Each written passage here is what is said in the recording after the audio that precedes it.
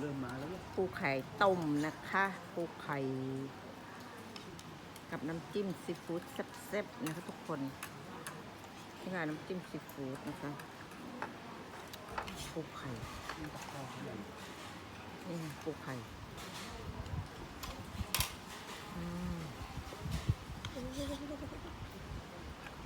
ปูไข่กินที่นี่นะคะ